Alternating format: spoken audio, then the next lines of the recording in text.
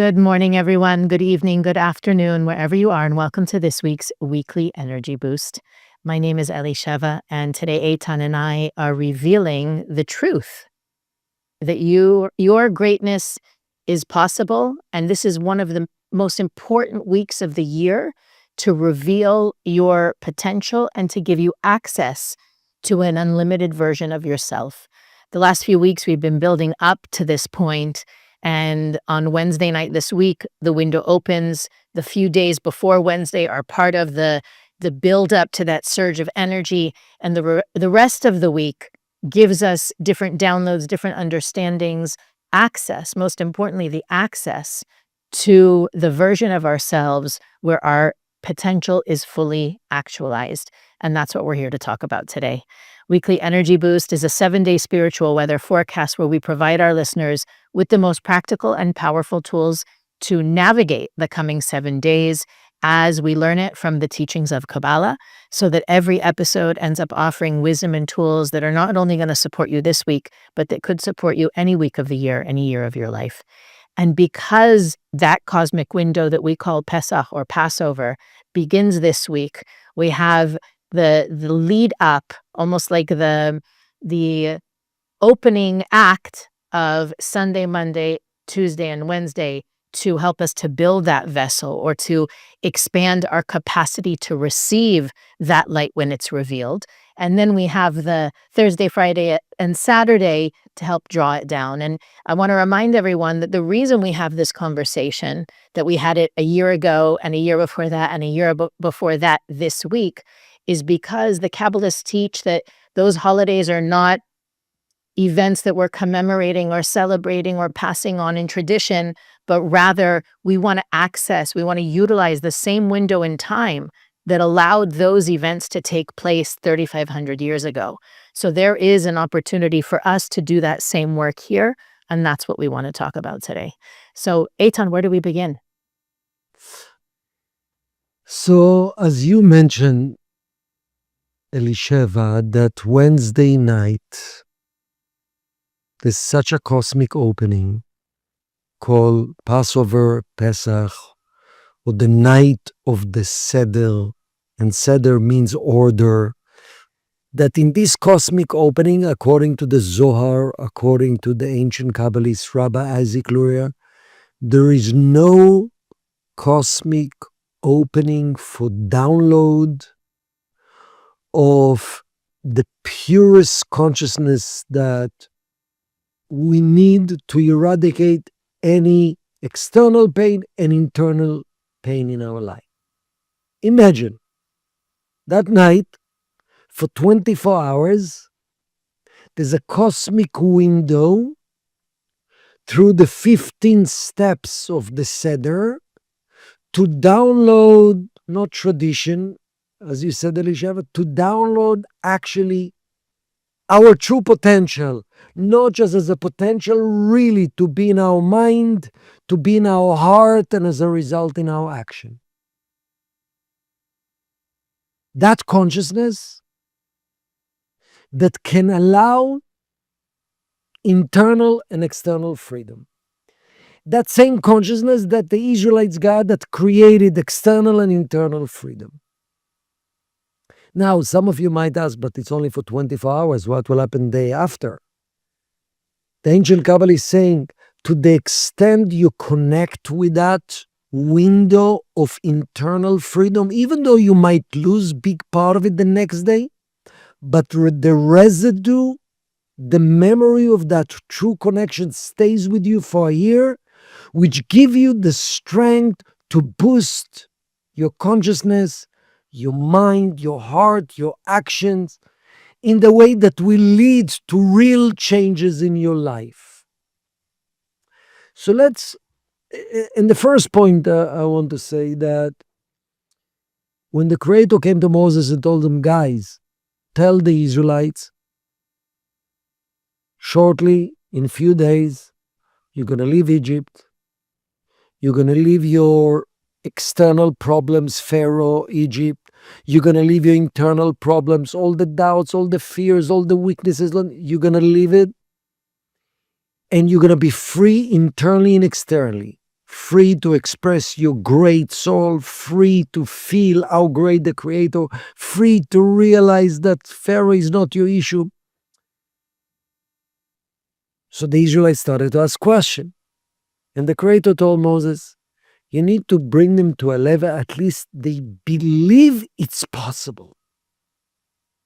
Because if you don't believe a gift is possible, you don't have the true vessel to handle it. And that's what we need to do prior to Wednesday night and even through Wednesday. To believe it's possible, it's not a tradition. We are downloading consciousness, way of thinking, way of feeling, way of perceiving ourselves, the Creator life. We believe it's possible to be limitless. It's the one night that we can receive limitless consciousness, limitless thoughts, limitless power, limitless feelings. And if we don't believe it's possible, then we're not really open. We're just going through the motions. So let's start to break down what does it mean Kabbalistically, really limitless? What does it mean that I'm downloading my soul, not just as a philosophy, in the way I think, in the way I feel, in the way I act? So would you like to start, Elisheva? How would you start?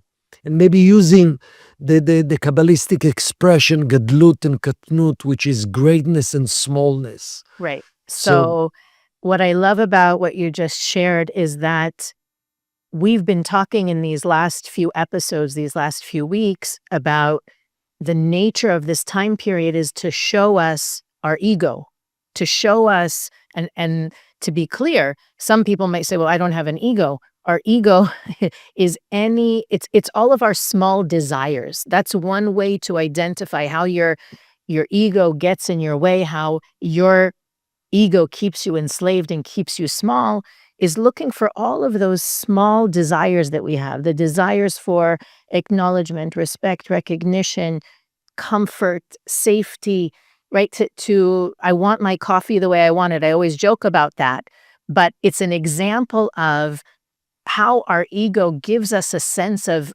strength and power by having control, which, if we've learned anything in the last, I don't know, 5 to 10 years, nothing is in our control. We may have a false sense of control, but one of the ways that I find so powerful is to look at the past week, 2 weeks, 3 weeks, 4 weeks even, and notice where I was attached to instant gratification in a ridiculous way.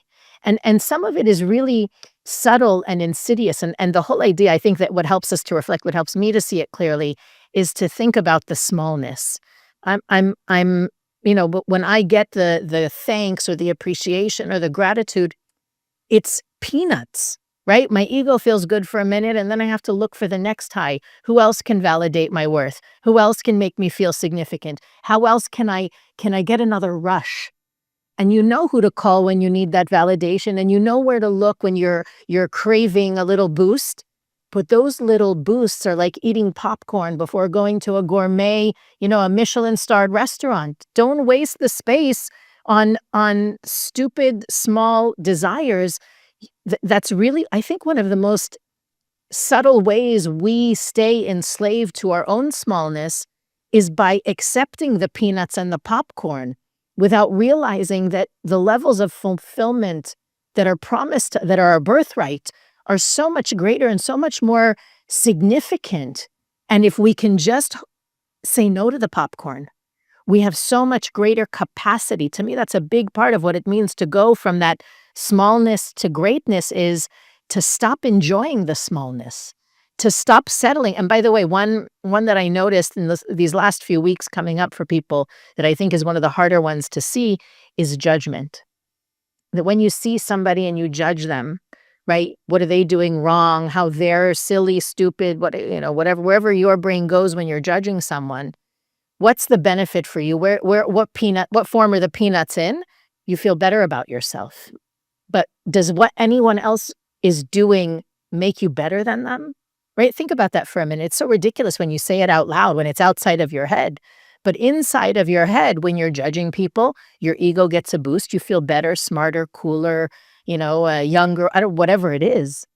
But in the end, it's keeping you addicted to those moments of judgment and of feeling better than other people.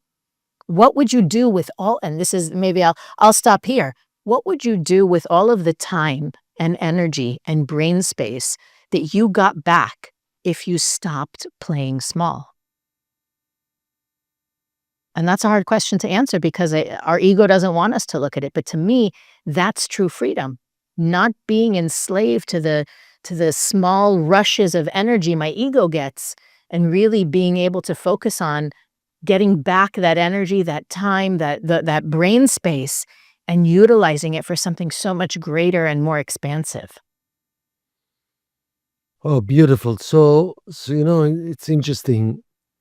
In the teachings of the Rav Berg, the Rav always defined the physical world, the 1% world, include 1% fulfillment. All the type of, if it's physical fulfillment, if it's physical accomplishment, if it's recognitions, if it's moment of love, it's even moment of love, we call it the 1% because we know the light is so much greater. And I want real relationship with the creator where that's what actually life expressing my true essence in a free way. So we call the 1% the physical world and the 99% the world of the light, the world where the source of all blessing. And to prepare ourselves for Passover is to actually ask myself,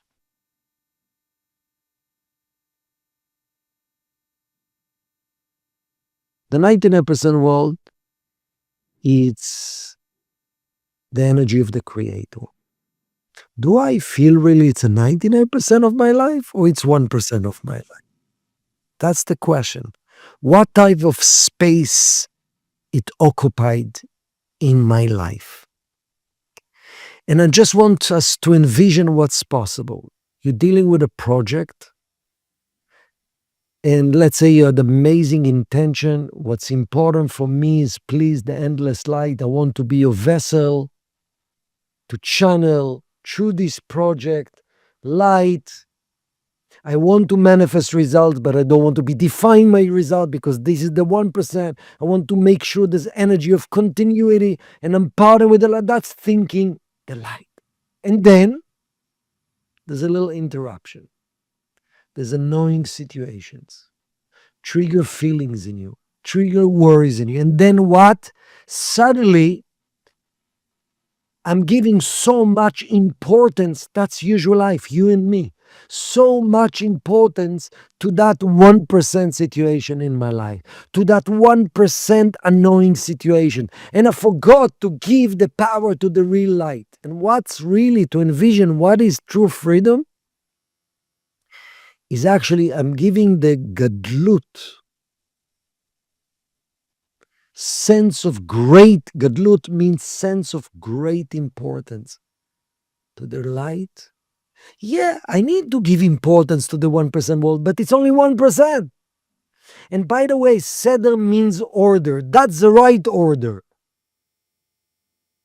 The right order is I trust the creator. I have no control within my own logic, and I trust the endless force of the creator, and I feel it in my mind and in my heart, and I feel safe. That's what's possible. That's our potential. While I don't know exactly what I'm going to do, and I don't know exactly how I'm going to deal with that 1%, but from that place of trust and feeling that the Creator is in charge, and then believing in my soul that the Creator chose me and have a power to influence and magnitude of my energy can give so much blessing to other people. That's feeling the greatness of the Creator, feeling the greatness of my soul. If I have that, now from that approach, from that feelings, I would like to deal with that situation. I will not be reactive. The reason I'm reactive, because I'm giving so much power to the situation itself, to the challenging chef, to the interrupting feelings. Why we believe that people in our life are the roadblock between me and fulfillment. Think about it. Think about two people in your life that you think, if they'll behave differently, I'll be so much fulfilled. Life will improve. Think about two people in your life that you really believe, if it's in business, if it's relationship, if it's a spouse, if they'll do one, two, three, if my child will do one, two, three, everything will shift. It will remove anxiety and I will be fulfilled. That's a lie. That's a lie of the ego. It says matzah consciousness, the unleavened wheat, represent truth, no ego, seeing the truth about life, seeing that and feeling that the Creator is great. And as a channel of the Creator, my soul is huge, not from ego. That's the truth. The lie is that this person interfere, is a roadblock to my true fulfillment. Or that situations, or that's future result. Will it go right? Will it go left? What the other person would do? That's giving too much power. I need to deal with people. But if I'm giving them the importance as if they are the source, that's giving my gadlut, giving my importance, giving the sense of of priority in my life. I have to deal with it. But imagine, and that's what we need to imagine before Passover, that in your mind and in your heart, you're actually giving over control. I know the Creator is here, and I know my soul, and I feel, ultimately in our potential, will feel the power of the Creator, and will feel the power of our soul, how much influence we can have. It's interesting. Rav Ashlag using the word instead of ratzon le'ashpia, desire and the power to influence. When you truly believe in your ability to give, he call it influence. Means when you truly understand how powerful our soul, not from ego, as extension of the Creator, you say, wow, one word can change the world. I remember sitting with the Rav Berg 30 years ago in a little session, and he gathered everybody. He says, through this study, we actually stopping a hurricane. What do you mean? It's presumptuous to think I can make a difference. No, it's not from ego. It's from, as a vessel of the Creator, my soul meant to be co-creator. So real freedom is freedom to access and to allow the true order of what life is about. I trust and feel the power of the Creator, which causes me not to be afraid of any of the little things in life that take over. I'm shifting. That's freedom. Shifting. Wow. I'm opening my eyes. I was blind, deceived. I thought that's what's important. What's really important is the power of the light that is ready with me. Let me open my eyes, my heart, my veils. That's what's happening in Passover. And we need to start to imagine it. Wow. I'm supported. I'm safe. I'm blessed. I'm guided. I'm loved. I'm directed. And then my soul, wow. Because I'm extension of the Creator, I'm powerful. Whatever I do makes a difference. My words heal. The word Pesach also means mouth speak. When we really believe in our power, we believe that our words such a significant that can heal and transform. Is it possible? That's a question we need to ask yourself. Is it possible to get to that powerful place? All of us are blind. All of us deceived by the false by the lies of giving importance to illusions and just keeping as philosophy, yes, God, the light, my soul. That's what's available in Passover.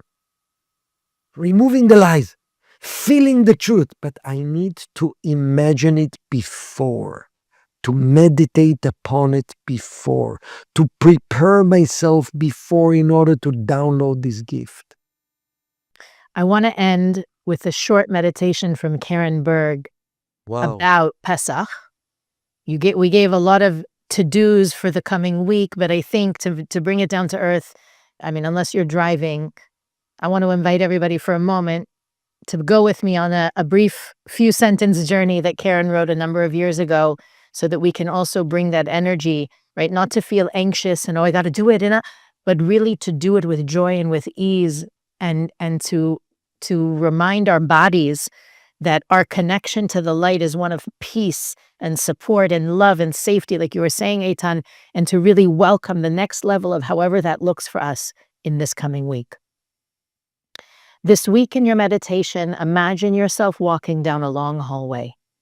As you slowly walk down, you notice dozens and dozens of closed doors. These doors contain your past. As you walk by each one, you remember the lessons, the experiences, and the people of your life. But you are ready to move forward. At the end of the tunnel is a bright light. And as you get closer, you see that there is an open door filled with a deep, bright light that fills your eyes and entire being. It calls you to walk through it. It is the light of the Creator, and it's ready for you. Let the past go and allow for this new day and new life to begin. Walk through that door and step into all that is waiting for you. The Creator loves you and is dreaming a dream that is even bigger than you can dream for yourself. So beautiful. Perfect. Exactly the frequency we need to be on this week. Next week, we'll continue the conversation and show how to take advantage of the end of this powerful window in time and to manifest that energy in our lives in the coming weeks. Weekly Energy Boost is available on all podcast platforms, YouTube, Facebook, and Instagram. You can follow us there to receive more content to support you in living what we share every week. You can also go to weeklyenergyboost.com to search through our archives, to click the button to contact us, as well as to support Weekly Energy Boost by sending in a donation to make it possible. But as always, the greatest gift is your sharing this episode and bringing this wisdom and this light to more ears, to more souls. It really makes a difference for the whole entire world. And we'll see you next week on Weekly Energy Boost.